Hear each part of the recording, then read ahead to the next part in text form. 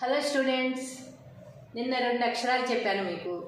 ఆ ఆ అలా పలుకుతూనే ప్రాక్టీస్ చేయమని చెప్పాను కదా. ఎంతమంది నేర్చుకున్నారు? 2 అక్షరాల్లో తేడా ఏం తెలిసింది మీకు? చక్కగా మొదటిది తక్కువ స్వరంతోనూ రెండో అక్షరం ఎక్కువ స్వరంతో సాగదీస్తూ పలకడం నేర్చుకున్నారా? ఆ ఆ వచ్చేసాయి కదా. నిన్న చెప్పిన 2 అక్షరాలు అవే కదా. ఆ ఆ 2 అక్షరాలు వచ్చేసిన తర్వాత ఇప్పుడు మరో 2 అక్షరాలు చెప్తాను. ఈరోజు 4 అక్షరాలు చెప్తాను మీకు. ఎందుకంటే నిన్న కొంచెం ఉపోద్ఘాతం కూడా అయింది కనుక 2 అక్షరాలు మాత్రమే చెప్పాను. ఈరోజు మీకు ఆ తర్వాత అక్షరాలు ఏమిటి అనేది నేను చెప్తాను. ఈ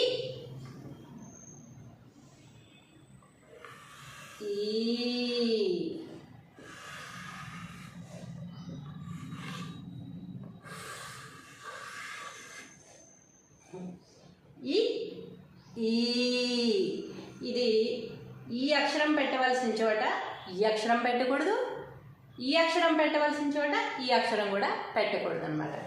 ఈ పదానికి ఉపయోగించే అక్షరంకి సంబంధించిన చోట మాత్రమే ఈ అక్షరం పెట్టాలి. ఈ అక్షరంతో వచ్చే పదానికి సంబంధించిన చోట మాత్రమే ఈ అక్షరాన్ని పెట్టాలి. చాలామంది ఏం చేస్తున్నారు, ఈ అక్షరం పెట్టాల్సిన చోట ఇది పెడుతున్నారు. ఇది నేను చాలా చోట్ల చూసిన తప్పు అన్నమాట. ఎప్పుడూ కూడా ఈ అక్షరం ఉండాల్సిన చోట ఇది పెట్టకూడదు. చాలా తప్పు అవుతుందన్నమాట. అసలు పలకడానికి కూడా బాగోదు. అంతే కదా. ఈ 3 ఇటువు అని అన్నాం అనుకో, ఈ 3 ఎలా ఉంది మాట్లాడడానికి, వినడానికి కూడా బాగాలేదు కదా. కాబట్టి ఏ అక్షరం పెట్టాల్సిన చోట అది మాత్రమే పెట్టాలి. కానీ 2 ఒకటే అక్షరాలు కదా, ఇప్పుడు ఒక దీర్ఘమే కదా పోయింది, ఏమైంది అని అనుకోకూడదు. ఇది ఇది ఈ 2 అక్షరాలు ఒకటే అయినా కూడా ఒకదానికి దీర్ఘం ఉంది కదా. మరి అసలు అక్షరాలు రాసే విధానంలో కూడా ఇంత తేడా ఉంది కదా. అలాంటప్పుడు ఇది పెట్టాల్సిన చోట అది ఎలా పెడతారు? పెట్టకూడదు కదా. యువతల, ఇలా, ఇటు వీటికి మాత్రమే ఫస్ట్ ఈ ఉపయోగించాలన్నమాట.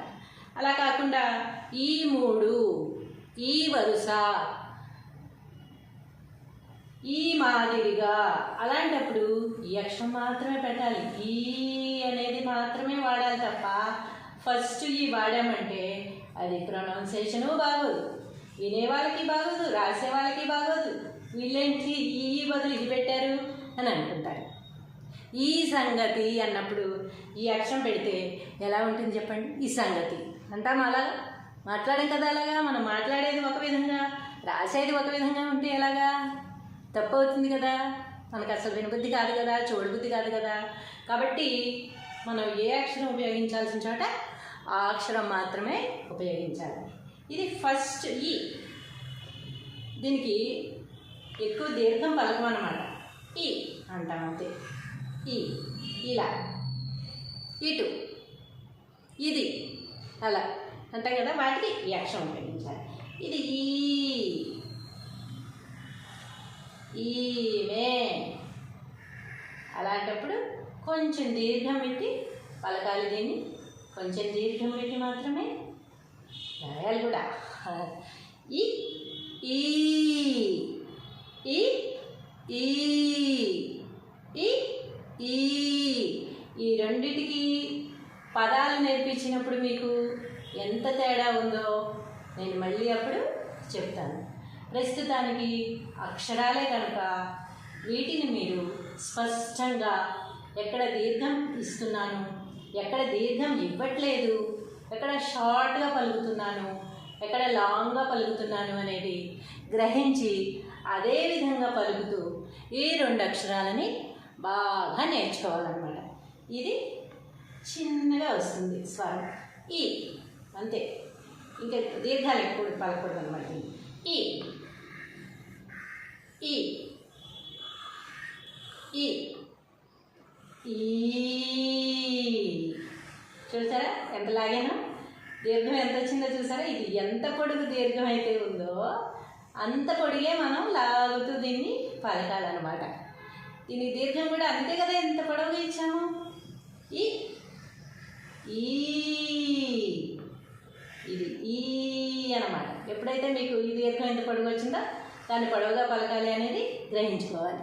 ఇది చిన్నగా ఉంది కనుక, తోక చిన్నగా ఉంది కనుక దీన్ని ఈ ఈ ఈ ఈ ఈ ఈ. అలాగే మొదటి ఆ ఎలాగైతే మీరు పలుకుతూ రాసి ఆ 2 అక్షరాలు నేర్చుకున్నారో అలాగే ఈ అనేది కూడా చక్కగా పలుకుతూ నేర్చుకోండి. ఈరోజు మీకు ఇంకో 2 అక్షరాలు కూడా చెప్తానని చెప్పా కదా, వాటిని కూడా ఈరోజు ఇప్పుడే రాసేస్తాను.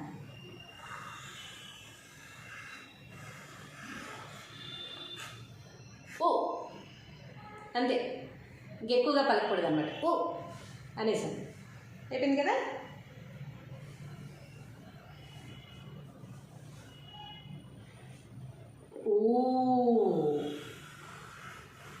చూసారా ఎంత దగ్గర ఇచ్చాను. ఎప్పుడైతే ఈ దీర్ఘం ఇంత పొడవుగా వెళ్తుందో దాన్ని బాగా లాగి పలకాలన్నమాట. అది కూడా ఇంకో గుర్తు ఏమిటంటే, మీకు మొదటి ఊకి ఒక గీత మాత్రమే ఉంటుంది తల మీద, ఈ మధ్యలో గీత కూడా ఇక్కడ వరకే వచ్చి ఆగిపోతుంది. రెండో ఊకి 2 గీతలు నెత్తి మీద వచ్చాయి, కొమ్ములు. ఇది మనం ఈకి ఎలాగైతే పొడవుగా లాగి తిప్పామో అలాగే దీనికి కూడా ఊ అనేదానికి ఇంత పొడవుగా వస్తుందన్నమాట. అంత పొడవుగా కూడా మనం పలకాల్సిన అవసరం ఉంది. అలాగే ఈ ఊ పెట్టాల్సిన చోట ఈ ఊ పెట్టకూడదు, ఈ ఊ పెట్టాల్సిన చోట ఈ ఊ కూడా పెట్టకూడదు అనమాట. పదాలు రాసేటప్పుడు మనం ఈ ఊ ఎక్కడైతే ఉపయోగపడుతుందో అక్కడ ఈ ఊ మాత్రమే పెట్టాలి, రాయాలి. ఈ ఊ అనేది ఎక్కడైతే మనకి పదాల్లో ఉపయోగపడుతుందో అక్కడ మాత్రమే ఈ ఊ అనేది రాయాలి. అంతేగాని ఊయల అని ఉన్న చోట ఇది పెట్టామనుకో ఉయ్యలా అవుతుంది. అలా పలుకుతామా మనం? పలకం కదా. కాబట్టి ఇది ఉపయోగించాల్సిన చోట మాత్రమే ఇది ఉపయోగించాలి. ఉలి అన్నామనుకో ఇప్పుడు ఈ ఊ రాసి లీ రాయాలి. తర్వాత పదాలు వచ్చినప్పుడు అవి మీకు నేర్పిస్తాను. ఊళా అన్నప్పుడు మాత్రమే ఈ ఊ మాత్రమే రాయాలన్నమాట. అప్పుడు ఇది రాసామనుకో ఉళా అవుతుంది, తప్పు అయిపోతుంది, అర్థం మారిపోతుంది అనమాట తప్పులు రాస్తే. అలాగే ఉలి అన్నప్పుడు ఊలి అని రాసామనుకో, ఈ అక్షరం పెట్టామనుకో ఊలికి తప్పు అయిపోతుంది. ఒక్కొక్కసారి అర్థాలు కూడా మారిపోతాయి అన్నమాట. కాబట్టి వీటిని పలికే విధానం నేర్చుకోవాలి, వీటిని ఎలా రాస్తున్నాము అనేది గమనించాలి, వీటిని ఎంత పొడవు తీసుకెళ్తున్నాము, ఎంత పొట్టిగా ఉంటున్నాయి, ఇవన్నీ కూడా గ్రహించి సేమ్ నేను రాసినట్టుగానే మీరు నోటితో పలుకుతూ రాసుకున్నట్టయితే కనుక ఈజీగా వచ్చేస్తాయి మీకు. ఎప్పుడైతే మనం ఒక అక్షరాన్ని నోటితో పలుకుతూ రాస్తామో, ఎన్నిసార్లు రాస్తే అన్నిసార్లు కూడా నోటితో పలుకుతూ రాస్తామో అది మనం పొమ్మన్నా కూడా మన మైండ్లో నుంచి పోదనమాట. అలాగే నిలబడిపోతుంది మొత్తం మన లాస్ట్ జర్నీ వరకు కూడా. ఏ విద్య అయినా సరే, ఇదే నేను అనట్లేదు, ఏ విద్య అయినా సరే మనం చదువుతూ రాసినప్పుడు రాయడం ముఖ్యమే, చదవడం ముఖ్యమే, రెండూ కూడా. ఒకసారి రైటింగ్ ఎప్పుడైతే మనం చదువుతూ రాసామో అది మనకి ఎప్పటికీ మైండ్లో ఉండిపోతుంది అన్నమాట. ఇప్పుడు దీన్ని ఎలా పలకాలి అంటే ఓ అంతే, ఇంకెక్కువగా దగ్గర నుంచి పలకకూడదు అన్నమాట. దీని లోపల గీత పొట్టిగానే ఉంటుంది, పైన గీత పొట్టిగానే ఉంటుంది, సమానంగా ఉంటుంది. ఇది వచ్చేసరికి ఊ, చూసారా ఇది ఎంత పొడవు ఉందో అంత పొడవు పెట్టి మనం పలికాము. దీనికి 2 గీతలు ఉంటాయి, గుర్తుపెట్టుకోవాలి ఎప్పుడు కూడా. ఊ అనే అక్షరం వచ్చినప్పుడు ఈ దీర్ఘం ఉంటుంది, 2 కొమ్ములు ఉంటాయి అన్నమాట, పైన 2 గీతలు ఉంటాయి. కాబట్టి మీరు దీన్ని గమనించుకుంటూ రాసేటప్పుడు పలుకుంటూ ఇది ఎంత దీర్ఘం ఇవ్వాలి, దీనికి ఎంత దీర్ఘం ఇవ్వాలి అనేది చూసుకుంటూ గమనించి చక్కగా నేర్చుకోవాలన్నమాట. అప్పుడు మీకు ఎప్పటికీ కూడా ఈ 2 అక్షరాలు మైండ్లో వెళ్ళిపోతాయి. అంటే ఏ రోజు ఏది నేర్చుకున్నామో అది చక్కగా మైండ్లో నిలబడిపోతుంది అనమాట. ఎందుకంటే చదువుకుంటూ రాస్తున్నాం కదా మనం. కాబట్టి ఎక్కడ ఈ అక్షరం కనపడినా మనం ఎక్కడన్నా బోర్డుల మీద రోడ్డు మీద వెళ్ళేప్పుడు కానీ ఎక్కడన్నా చూసినప్పుడు నోటీస్ బోర్డ్స్ అవి మనం ఈ అక్షరాన్ని ఈజీగా గుర్తుపెట్టేస్తాం.